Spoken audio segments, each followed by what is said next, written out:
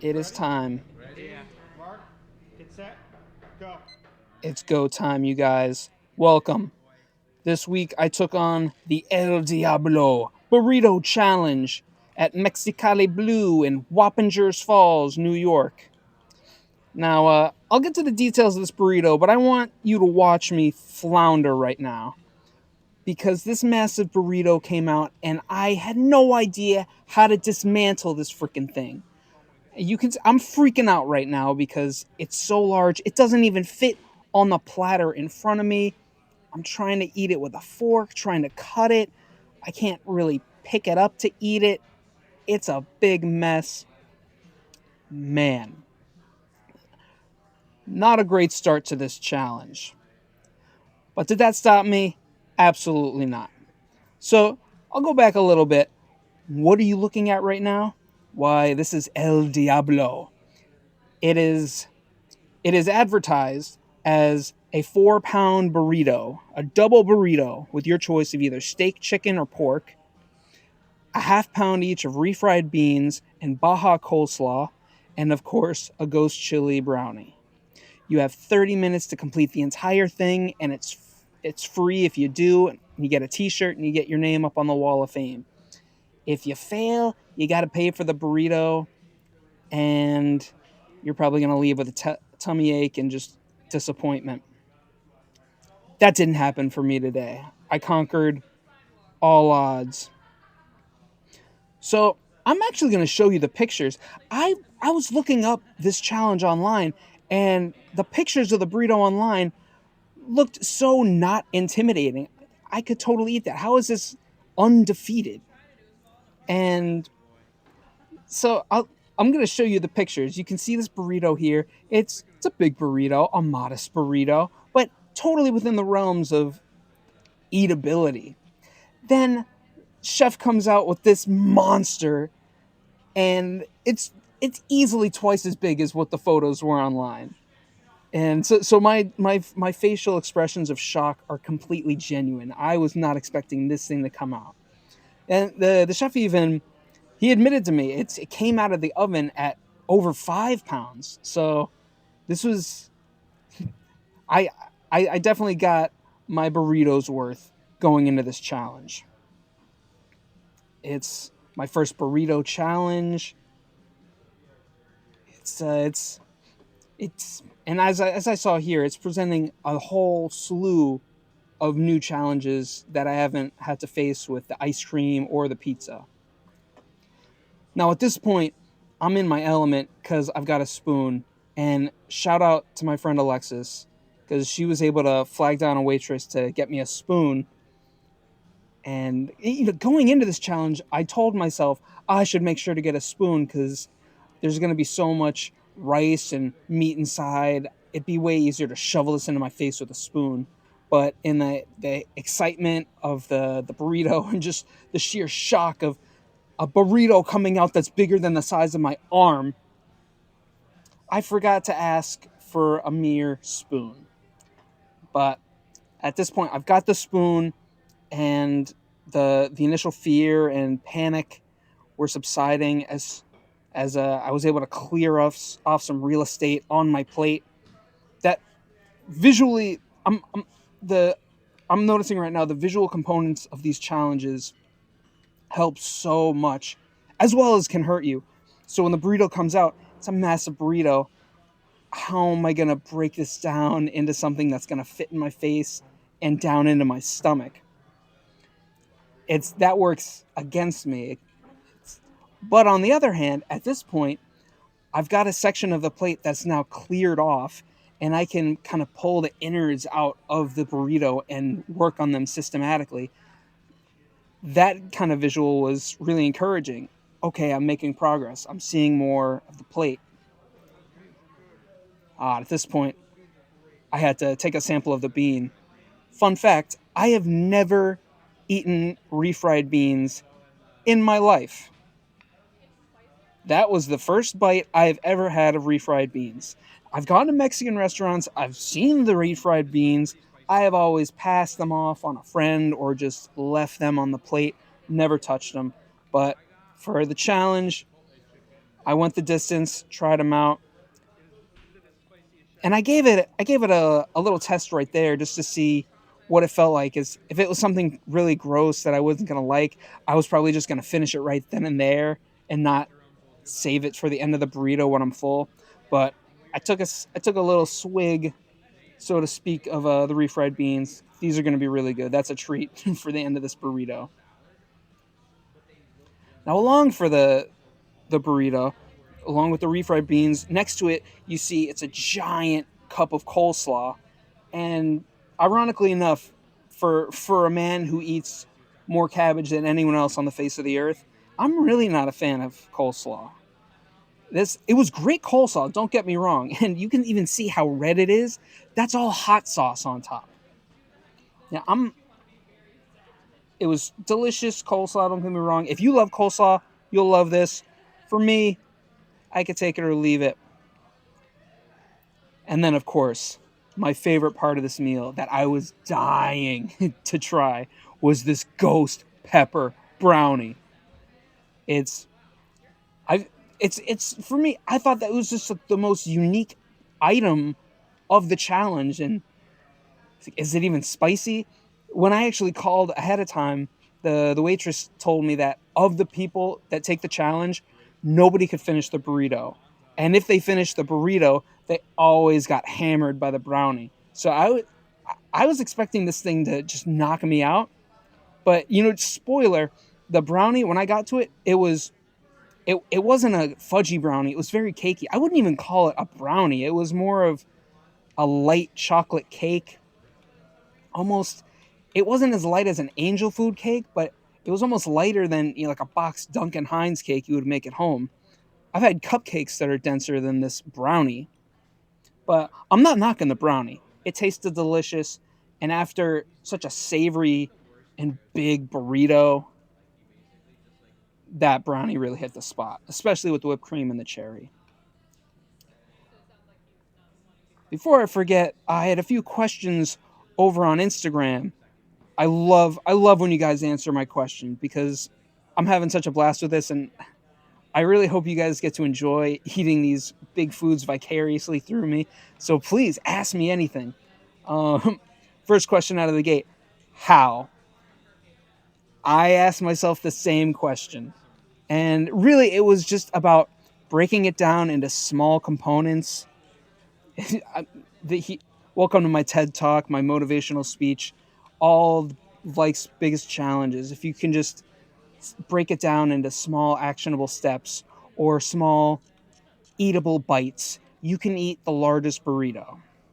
I think that's also is that a Buddhist concept? The eating the orange one slice at a time. If you try to shove the whole orange in your mouth, you'll choke and you can't do it. But if you eat it one section at a time, you can eat the entire orange. So that's how I did this. As far as digesting it and how I do that, I still don't know. I should probably go to a doctor just to see what is going on with my gut. Cuz not to get gross or anything, uh, people always ask. Another question I got was, did it burn coming out? And I feel bad because I'm a huge fan of a good and disgusting toilet experience. Bathroom stories, they're my favorite. This burrito didn't give me any noteworthy bathroom stories to share with you guys, and it almost baffles me because I'm sitting here right now, Sunday night after this challenge. I'm I'm back to my normal weight than before this burrito. Nothing has come out of me on any end that has represented the contents and quantity of what was in this burrito. So I really don't know where it went. Maybe my body is just assimilating this burrito at lightning speed. So maybe it's in my bones, maybe it's in my tendons. It's a mystery to me. Another question I got: was it bomb, broski? This burrito was indeed bomb. It was so delicious.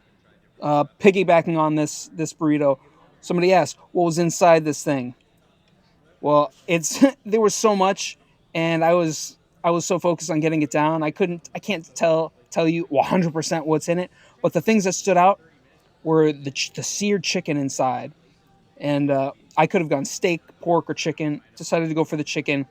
I'm so glad I did because it tasted amazing. It was in these big hunks, not shredded, seasoned to perfection. There was an absolutely insane amount of rice inside that tasted great. Rice, beans. There was way more cheese, honestly, than I was expecting. Not even just on top. You could see just the massive mound of melted cheese on top. But even inside the burrito, there was tons of shredded cheese. And the one thing I really loved inside this burrito, there were these pickled red onions, and there was something about they were because they still retained a little bit of like a cold quality, and there was something about the acidity and the cold temperature that accompanied with all of the hot, sour cream and rice, beans, and chicken. It it sort of broke up the monotony, and it complemented the burrito really well. If you got one of their burritos on a normal size, all of the components inside would work perfectly together. I will say there's something about it in this oversized quantity. It's it was a little ridiculous, especially the tortillas. I think there were maybe 5 or 6 tortillas to wrap that thing. A lot of tortilla, a lot of tortilla. But hey, all of it delicious. Another question I had, unrelated to the burrito necessarily, but I was asked, "Are you starting a YouTube channel for these eating challenges?" Because you should. Now, for me, I'm uploading it to my one and only channel, and it is sort of strange having these eating challenges when my channel has pretty much been guitar solo covers or original compositions, things relating to Meshuggah. So there was part of me I thought, oh, maybe I should start a new channel, but you know, I don't. The channel represents me and everything I do, and this is just another weird corner of it. I don't think I'm necessarily going to start a new channel. I'm just going to have it here and keep building up a repository of videos and wacky feats. So back to the video here. Finish it off the burrito. The chef was impressed I was able to get through the burrito. Yeah, the swallowing was so hard at this point. It was time to dig into the coleslaw, my least favorite part. Another comment about the YouTube channel. I really love doing these eating challenges, and I've got tons. There's so many in the state of Connecticut or right around the New York area near me that I plan to go for, and so I've got tons on the horizon. But I'm such a fan of YouTube challenges in general. If there's like a weird challenge you want to see me tackle, definitely leave me suggestions in the comments because I'm gonna still do these restaurant challenges. But I've seen tons of cool like 10,000 calorie challenges or like a theme challenge, some sort of like a certain food item in a large quantity, like a Costco or BJ's size quantity, something ridiculous. I'm all for it. Give me your suggestions if you want to see something ridiculous because my gut can handle it, man. I don't know why or how. It's a weird blessing and a curse, but I'm leaning into the blessing aspect of it. And here we go. My first sampling of the Diablo chili brownie. It was so good.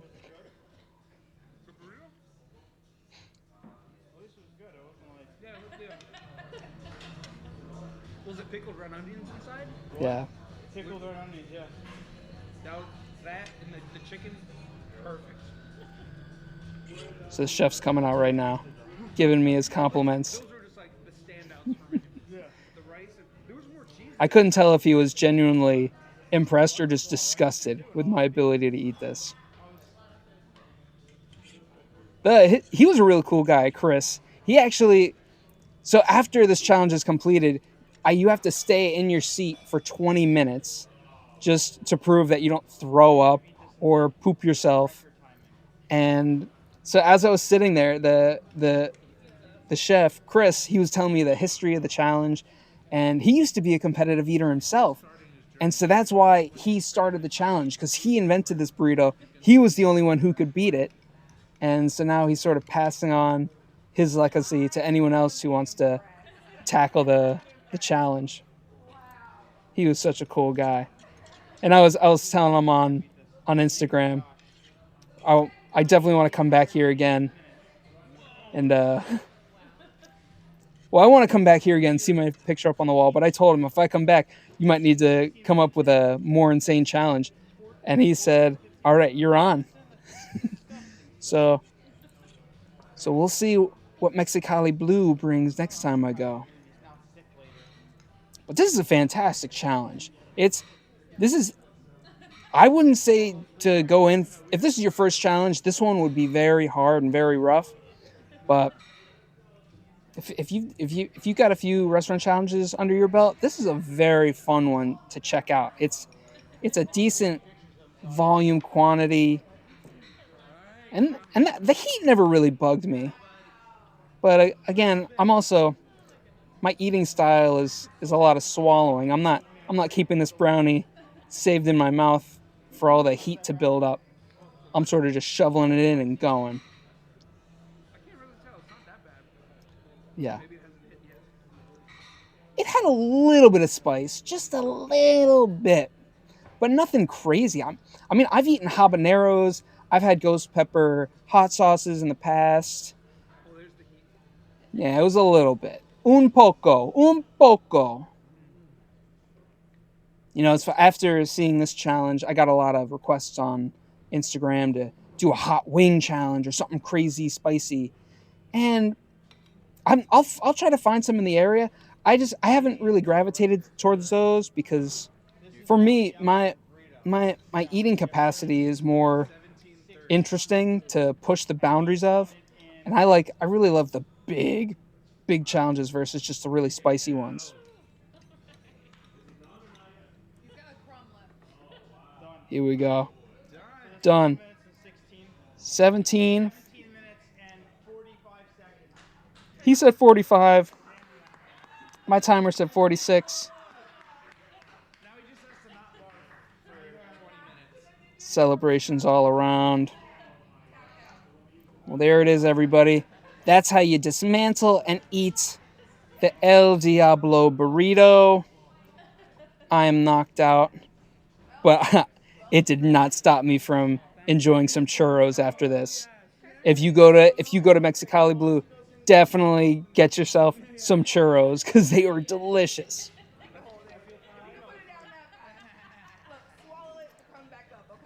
But all right, everybody. This is me getting my shirt. There's not much else to say here. If you listen this far, please leave in the comments your favorite burritos, your favorite burrito fillings. Look at that shirt. Could you demolish El Diablo? Let me know in the comments. What's the biggest burrito you ever ate? But all right, everybody. Well, thanks so much for hanging around and watching me gorge myself with food. I won't bore you with the 20 minutes of waiting here. But until next time, until next time, I don't have a catchphrase yet, but thank you for watching, and I'll see you next time. Love you guys. Bye.